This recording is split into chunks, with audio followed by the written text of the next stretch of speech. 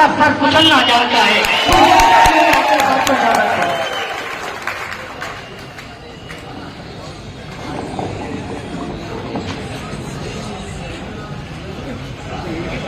भाई नेशनल वाले हमारे पार्टी के तालुका प्रमुख जीतू देशवे जी, हमारे महानगर के पदाधिकारी कैलाश जी तिर्गे, लकी खैरदार, जिले के उप प्रमुख सुजीत सूर्यवंशी, संजय निकम, आतिक देशमुख, हामिद खान साहेब, आजाद अनवर साहेब, हाजी निहाल भाई, अब्दुल रहमान मेंबर, गुड्डू पीटर, हम जितने मंच पे उपस्थित हैं वो सभी हमारे मान्यवर या इकट्ठा हुए तमाम हाजरीन भाइयों, आज यहाँ चुनाव लगने जा रहा है और महाराष्ट्र की असेंबली का चुनाव करीब है, इसलिए मैं अब तक आया हूं, ऐसी बात नहीं। मैं जब से शिवसेना में आया हूं तब से संगठन बनाने की मेरी कोशिश थी। हम संगठन बढ़ाने के हिसाब से लोगों को जिम्मेदारियां देके और बड़ी तादाद में मालेगांव शहर के हर वार्ड में शिवसेना का ऑफिस खुले, हर वार्ड में शिवसेना की शाखा खुले, हर जगह हमारे वर्कर रहे और अच्छी ताकत से हम यहाँ पार्टी खड़ी कर पाए, इसकी कोशिश हम कर रहे थे। लेकिन चंद महीने मैं शिवसेना में रहा और उसके बाद मुझे जेल जाना पड़ा। मैं 10 महीने जेल में था और पिछले 10 महीने में जब जेल में था तो पार्टी का काम रुका रहा, ये सारे लोग मेरा इंतजार करते रहे और इसलिए आज जो 10 महीने पहले मुझे आप तक आना चाहिए था वो मैं 10 महीने बाद आ रहा हूं। हाजी नेशनल वाला साहब को हमने जिम्मेदारी दी है कि वो शहर में शिवसेना बढ़ाएंगे और उन्होंने आज बहुत सारे लोगों को नियुक्ति देनी थी। उन्होंने मुझे पूछा कि हमको इसको ये पद देना है, उसको वो पद देना है, वो बड़ी यादी मेरे पास लेके आए थे। मैंने उनको बोला, मैंने जिम्मेदारी अगर आपके ऊपर दी है तो ये लोगों को क्या औहदा देना है और इनसे कैसे काम करना है, ये जिम्मेदारी भी आपकी होगी। मुझे यादी देखनी नहीं है, आप जहां चाहिए मेरा दस्तखत दे लो। और अभी भी वो जो ऐलान करने जा रहे हैं, जिनका हम इस्तेमाल करेंगे, जो लोगों को लेटर दिया जाएगा, वो कौन लोग हैं मैं नहीं जानता, उनके नाम भी नहीं जानता। मैंने पूरा भरोसा आसिफ भाई पे रखा है और वो मेरे भरोसे को बरकरार रखेंगे और अच्छी ताकत से पार्टी को ये शहर में खड़ा करेंगे, ये उम्मीद मैं उनसे रखता हूं। हम महाराष्ट्र में महागठबंधन करके काम कर रहे हैं और महागठबंधन में शिवसेना के साथ में कांग्रेस, राष्ट्रवादी Congress, Samajwadi party, communist party और मार्क्सवादी कम्युनिस्ट पार्टी, इतनी सारी पार्टियां मिलके असेंबली का चुनाव लड़ने जा रही है। तो हमें शिवसेना का काम करना है। शिवसेना का काम करने के साथ साथ हम सबको एक साथ आके, सारी पार्टियों को एक साथ जोड़ के हमें आगे बढ़ना है और साथ में लड़ना है, क्योंकि हमारी लड़ाई सत्ता के लिए नहीं है, हमारी लड़ाई सियासत के लिए नहीं है, हमारी लड़ाई किसी एक पार्टी के लिए नहीं है। हमारी लड़ाई जो है वो अपने मुल्क को बचाने के लिए है। हमारी लड़ाई जो है वो अपना अमन और चैन जो खो रहा है उसको वापस लाने के लिए है। हमारी लड़ाई जो माली हालत से हम कमजोर होते जा रहे हैं उसमें बचाने के लिए है।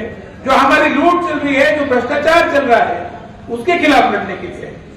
और इसलिए मैं आसिफ भाई को कहूंगा कि जो पार्टी के प्रोग्राम हमारे चलते हैं वो चलते रहे, लेकिन आने वाले समय में जो प्रोग्राम चुनाव के दरमियान हमको करने हैं उसमें महागठबंधन की सारी पार्टियों को साथ में लेकर के आपको चलना है और सबको साथ में लेकर के आगे के हमारे प्रोग्राम हो तो वो ज्यादा अच्छा बात या अच्छा मैसेज लोगों तक हम दे पाएंगे कि हम एक साथ है और अब ताकत से लड़ेंगे। सिर्फ मालेगांव आउटर के लिए मैं आपके पास नहीं आया हूं, मैं मालेगांव विनर के लिए भी आपके पास आया हूं। जो भी उम्मीदवार महाविकास आघाड़ी का होगा, महागठबंधन का होगा, उसके साथ हम पूरी ताकत से खड़े रहेंगे और हमको महाराष्ट्र में 200 से ज्यादा सीटें महागठबंधन की आनी चाहिए, इसके लिए काम करना है। आप सब जानते हो, आप सब लोगों ने YouTube देखा है, आप सब लोगों ने वो WhatsApp पे वीडियो देखे हैं। जब कोविड की लहर सारे हिंदुस्तान को तबाह कर रही थी, सारी दुनिया को तबाह कर रही थी, उस वक्त में उत्तर प्रदेश और बिहार जैसे जो राज्य है, जो स्टेट्स है, आप सबकी तो काफी लोगों की वहां रिश्तेदारी भी है, काफी ताल्लुकात है। आपने देखा कि वहां इतनी तादाद में लोग मर रहे थे कि उनको दफनाने के लिए जगह नहीं मिल रही थी। नदियों में या कई जगहों पे लाशों को फेंक दिया जा रहा था और नदियों में तैरती हुई लाशें हमने देखी है, गंगा में तैरती हुई लाशें हमने देखी है। महाराष्ट्र ऐसा स्टेट है कि इस महाराष्ट्र में सबसे ज्यादा बाहरी मुल्कों से लोग आते हैं। महाराष्ट्र ऐसा स्टेट है जिसमें सबसे ज्यादा बाहरी स्टेट से लोग आते हैं। महाराष्ट्र मेट्रोपॉलिटन है, हमारे यहाँ सब तरह के लोग यहाँ काम करने को आते हैं। और इसलिए सबसे ज्यादा कोविड में किसी राज्य को धोखा था तो महाराष्ट्र को था। और सबसे ज्यादा जब कोविड महाराष्ट्र में फैल रहा था तब सबसे कम लोग अगर कहीं मरे होंगे तो वो महाराष्ट्र में मरे। और ये क्यों हुआ, ये आपको समझना चाहिए। ये हुआ क्योंकि उद्धव ठाकरे साहब जैसा एक काबिल नेता, एक काबिल शख्स इस महाराष्ट्र का मुख्यमंत्री उद्धव ठाकरे साहब ने मेरा परिवार मेरी जिम्मेदारी, ये भूमिका हमको दी। हमको सबको महाराष्ट्र को अपना परिवार समझा और परिवार समझ के उन्होंने जो इंतजाम हमारे लिए किए, जो सारे राहत के कार्य हमारे लिए किए, उसकी वजह से आप और मैं अगर आज जिंदा है तो मैं समझता हूं कि उद्धव ठाकरे साहब की वजह से जिंदा है। महाराष्ट्र में कहीं आपने ऐसा नहीं देखा कि हमको लाशें दफनाने को जगह नहीं थी। महाराष्ट्र में कहीं ऐसा आपने नहीं देखा कि हमको लाशें जलाने को दफा नहीं थी। हमने कई लाशें फेंकी नहीं, हमने कई नदियों में लाशें बहाई नहीं। क्यों? क्योंकि हमारा मुख्यमंत्री इतनी काबिलियत से काम कर रहा था कि वो हमको मरने ही नहीं दे रहा था। और वो जो लोकप्रियता, वो जो आप सबका प्यार, जो आप सबकी मोहब्बत उद्धव ठाकरे साहब को मिल रही थी, उससे बीजेपी वाले समझ चुके थे कि उद्धव ठाकरे साहब अगर मुख्यमंत्री बने रहे तो आने वाले समय में भी महाराष्ट्र में सिर्फ शिवसेना रहेगी, बाकी कोई पार्टी का नाम निशान नहीं रहेगा। और इसलिए इनको हटाना जरूरी। और फिर 50-50 करोड़ रुपया देकर इन गद्दारों को खरीदा गया। जैसे जुम्मे के दिन हमारे मार्केट कमेटी में भेड़ बकरियों की, भैंसों की जैसी नीलामी होती है, वैसे विधायक की खरीद फरोख्त महाराष्ट्र में होती है। और उसमें हमारे मालेगांव का एक बकरा भी 50 करोड़ को बेचा।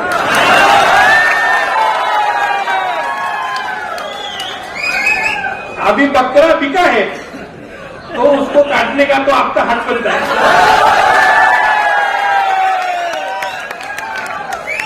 लेकिन थोड़ा सब्र करिए, हमारी नवरात्रि चालू है। आसिफ भाई चाहते थे कि आज बकरे कटे, लेकिन मैं उनको बोला नहीं, गलत संदेश जाएगा। नवरात्रि चल रही है, दशहरे तक रुकिए, दशहरे के बाद चुनाव लगेगा।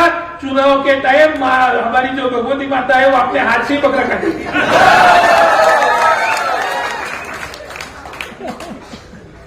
आज यहाँ बहुत सारे नौजवान बच्चे हैं और उनके लिए मैं बोलना चाहता हूँ। जो सारे बुजुर्ग हैं वो तो सब जानते हैं, लेकिन आप लोगों से मेरा इतना ताल्लुक नहीं है, आप मुझे इतना अच्छे से नहीं जानते। मेरा परिवार जो है वो मालेगांव शहर की जैसे रूह होती है उस तरीके से आपने मालेगांव को संभाला है। जहां आपका सेंट्रल टॉकीज है वहां पे क्लब था, उस क्लब में मेरे परदादा जी बैठा करते थे और सारे मालेगांव के लोग वहां मिलते थे। मालेगांव के पहले विधायक जो थे साबिर सरकार साहब, उनको विधायक बनाने में मेरे परिवार का बड़ा योगदान रहा है।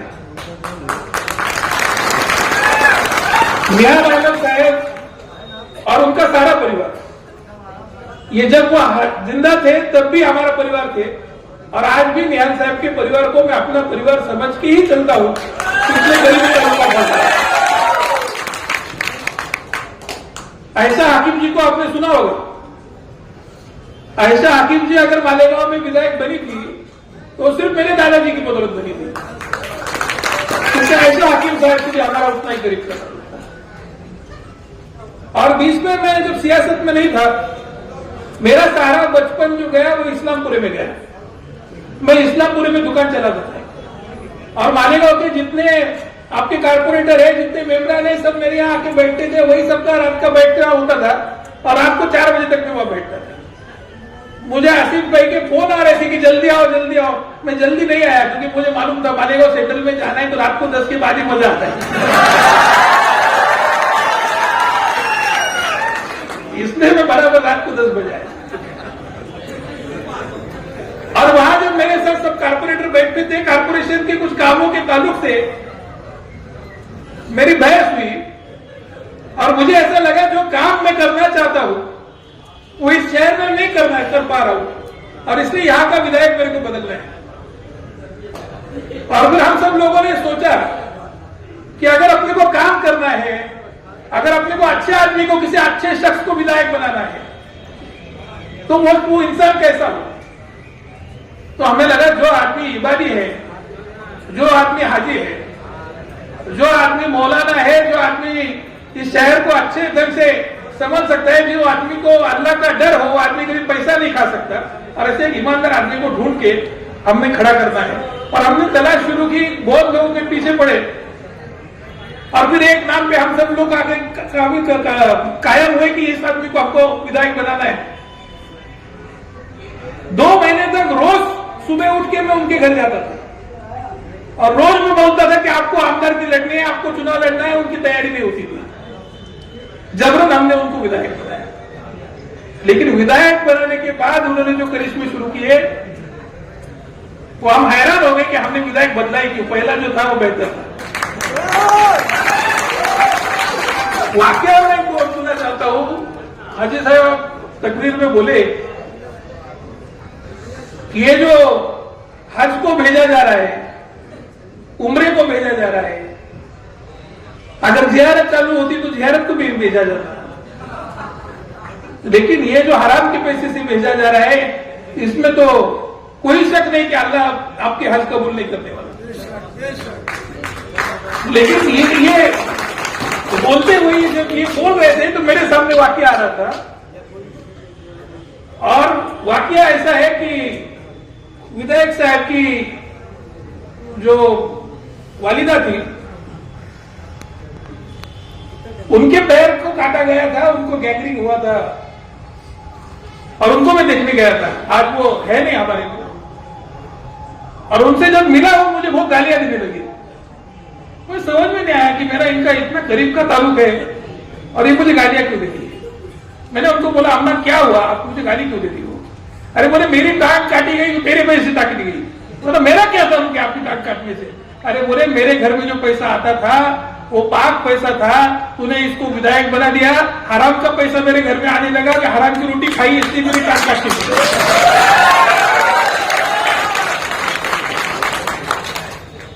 और ये उनका खुद का था, मैं मेरे दिल से नहीं बोलता।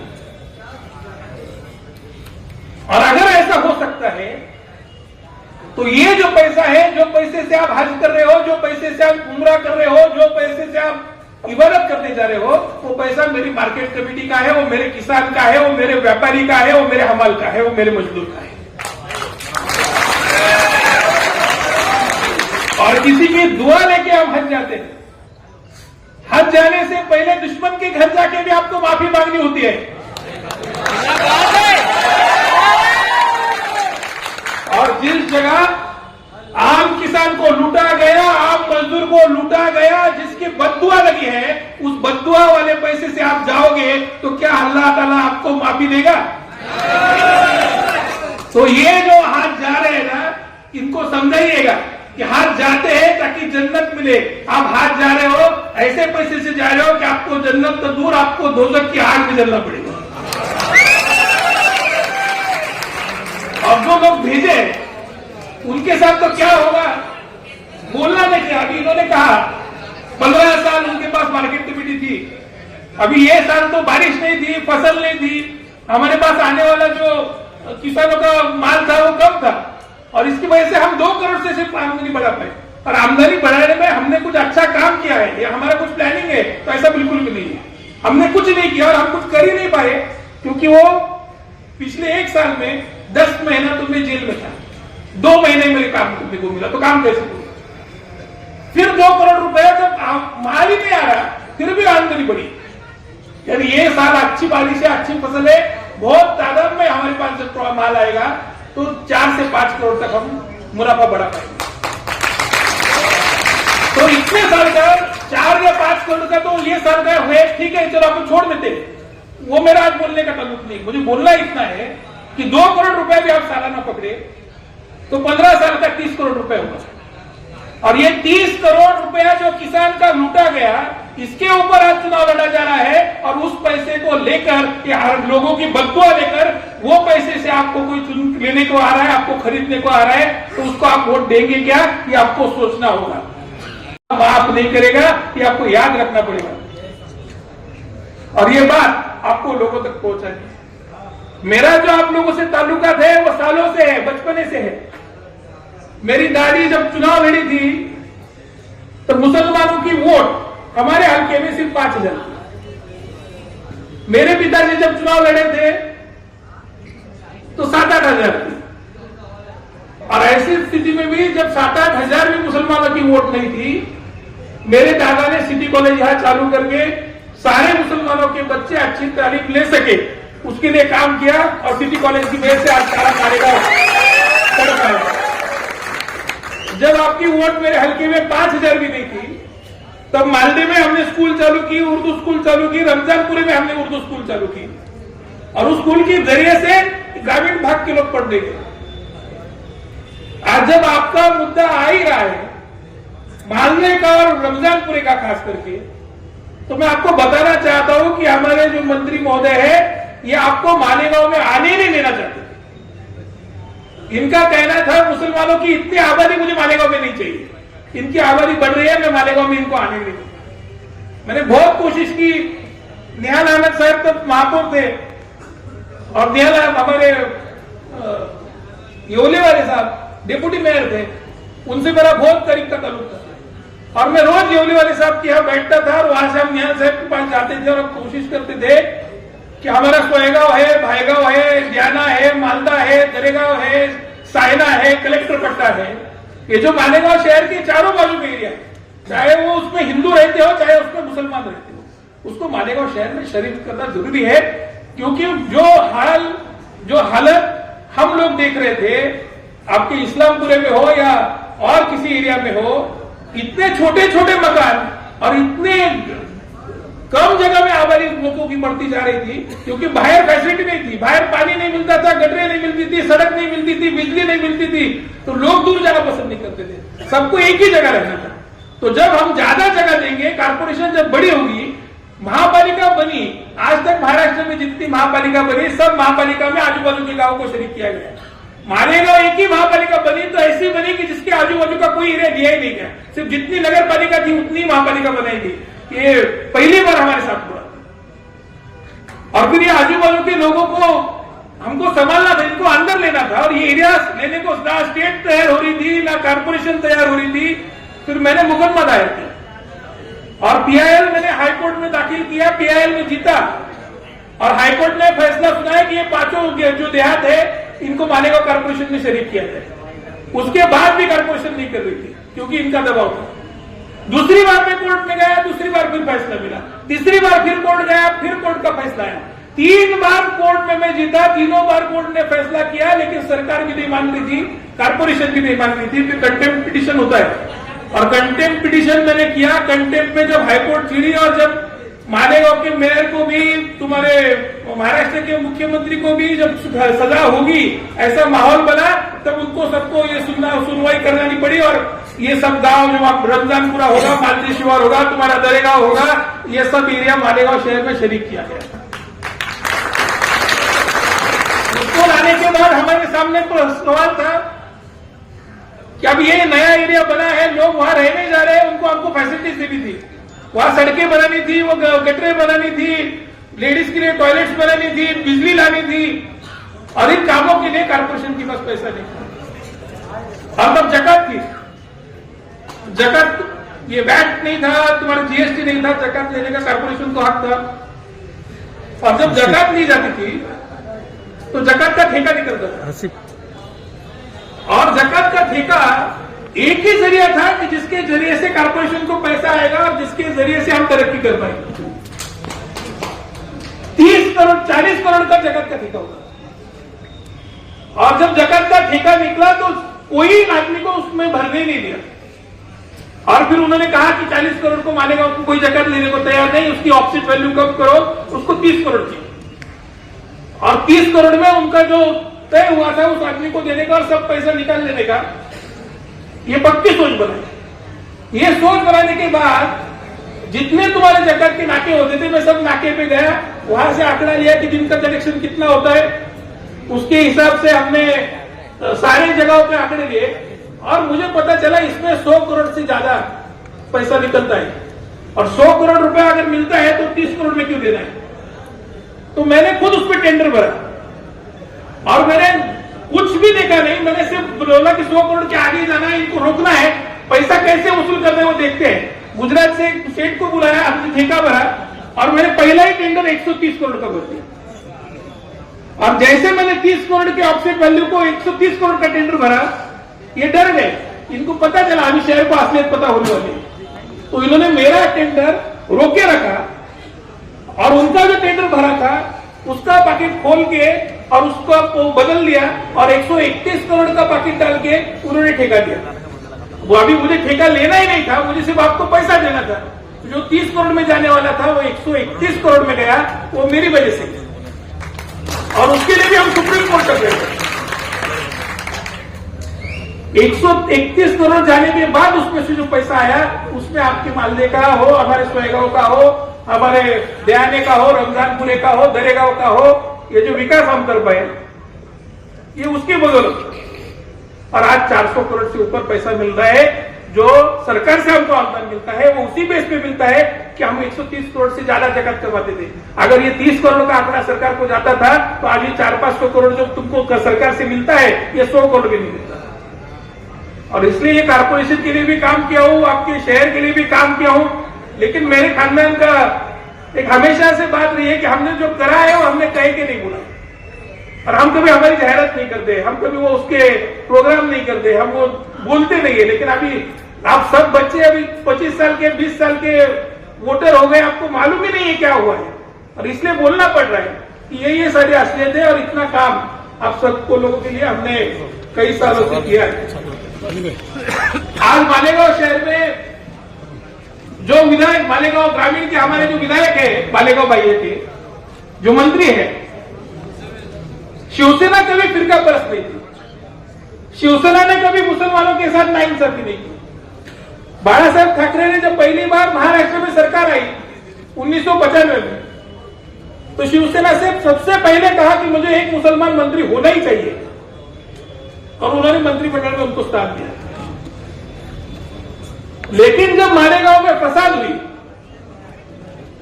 और 2000 साल की फसाद किसने करवाई,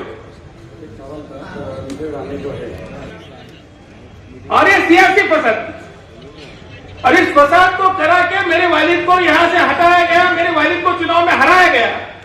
और वो मुसलमानों के रहनुमा थे, मुसलमानों में काम करते थे, ऐसा बोल के उनके खिलाफ छवि बनाई गई। जो कुछ मालेगांव से जो 2002 के 1 के दंगे में हुआ, आप सब लोग जानते हो कि सब लूटने वाले लोग थे। लोगों की दुकानें तोड़ी जा रही थी, लोगों की दुकानों से माल चुरा के लिया जा रहा था और ये आदमी उनको सपोर्ट कर रहा था, सब चोरों को, उचकों को, दंगेखोरों को। और फिर जब इनके ऊपर केस बनी, ये खुद जेल में गए। और क्यों गए? क्योंकि मुसलमान का कत्ल इन्होंने किया, ऐसा 302 का आरोप इनके ऊपर लगा। और 302 में मुसलमानों को मार के जो आदमी विधायक बना, जिस आदमी ने मेरे वालिद को हराया, उस कातिल को आप फिर से मालेगांव की सत्ता देना चाहते हो क्या? ये आपको सोचना पड़ेगा। आज जो काम मालेगांव शहर में हो रहे हैं, सारे शहर में कंक्रीट डाला जाना है, क्या जरूरत थी? अच्छी बनी हुई सड़कें तोड़ी जा रही है और वहां कंक्रीट डाला जा रहा है। आप रमजानपुरे में जाओ, आप मालदे शिवार में जाओ, आप बागे महमूद में जाओ, आप कलेक्टर पट्टा में जाओ, आप भाईगांव में जाओ, आप सोएगांव में जाओ, जो नए एरिया हमारे में आए, आप साइने गांव में जाओ, जहां लोगों के घर तक जाने के लिए आज भी सड़कें नहीं है। बारिश के दिनों में लोगों को अपनी मोटरसाइकिल हो, साइकिल हो, रोड पे खड़ी करके कीचड़ में से पैदल अपने घर तक जाना पड़ता है। वहां हम नहीं कर रहे। जहां दिख रहा है, जब बड़ी सड़कें अच्छी थी, वहां हम पैसा डाल रहे हैं। और वहां क्यों डाल रहे हैं? क्योंकि आरएमसी का जो कंक्रीट का कारखाना होता है वो मंत्री साहब का है और उनको खुद को उनके कारखाने का कंक्रीट डालना था, इसलिए रस्ते डामर की नहीं चलेगी, वो कंक्रीट की बनेगी, ऐसी सोच उन्होंने लाई। ये अंडरग्राउंड ड्रेनेज का काम लाया। सड़कें बनी नहीं थी कि उसको उखाड़ने के लिए अदानी को लेके आए और उसको 6 इंच का पाइप डाल दिया। अभी सारे शहर की गटर 6 इंच में कैसी समाएगी, और वो पाइप आपने देखा होगा तो आप ऐसी 2 उंगली से उठा सकोगे, इतने कम वजन का प्लास्टिक का पाइप है, कितने दिन टिकेगा, जैसे उसके ऊपर मिट्टी पड़ेगी वो दबने वाला है। तो ये 450-500 करोड़ का घोटाला ये आपके ड्रेनेज में भी हुआ, इसने आपके कूड़े का कचरा भी खाया। आज मालेगांव शहर में 100 करोड़ में कचरे का ठेका दिया गया।